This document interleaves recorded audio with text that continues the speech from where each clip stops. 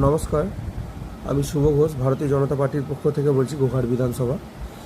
তো এই বিগত 2-3 দিন ধরে আমার নিজের কন্যা সন্তানের কথাই বলছি। খুব জ্বর, শরীর খারাপ, আর চোখের বাঁ দিকের পাতাটা হালকা ফুলেছে।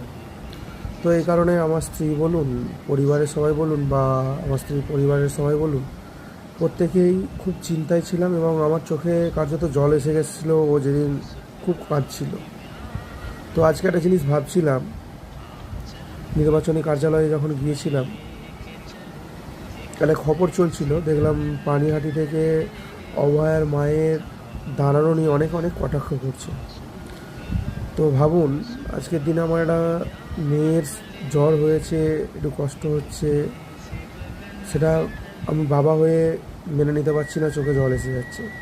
তাহলে ভাবুন, যে মানুষটা তার মেয়েকে কিছুক্ষণ আগে পর্যন্ত কথা বলেছে, তার পরের দিন সকালবেলা বা মাঝরাতেই হোক জানতে পারছে যে তার মেয়ে মারা গেছে জানতে পারছে। কিভাবে মারা গেছে?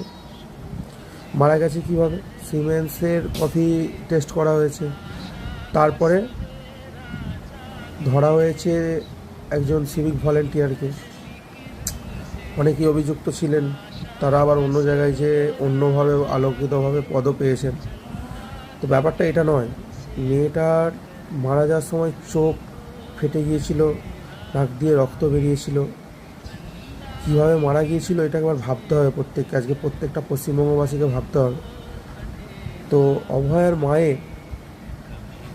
এই যেই মিমসগুলো বানাচ্ছেন বা যেই কটাক্ষগুলো করছেন, সেইগুলো না করে একটা মেয়েকে হারানোর যন্ত্রণা, এবং পশ্চিমবঙ্গবাসী সেটা দেখছে, সেই মেয়েটা আর কেউ নয়, একজন ডক্টর। আরজি করের মতো একটা প্রতিষ্ঠান, যেখানটা মানে নাম শুনলেই মানুষের একটা ভরসা জেগে যায়, সেই প্রতিষ্ঠানের একজন প্রতিষ্ঠিত ডাক্তার, তাকে রেপ হতে হচ্ছে। রেপ কথাটা বললাম এই কারণেই, পশ্চিমবঙ্গের মুখ্যমন্ত্রী এই কারণবশত নাকি তার বাড়ির লোককে 10 লক্ষ টাকা দিচ্ছে। কী হারে নির্লজ্জতার প্রমাণ দিচ্ছেন, এটা দেখে বুঝতে হবে।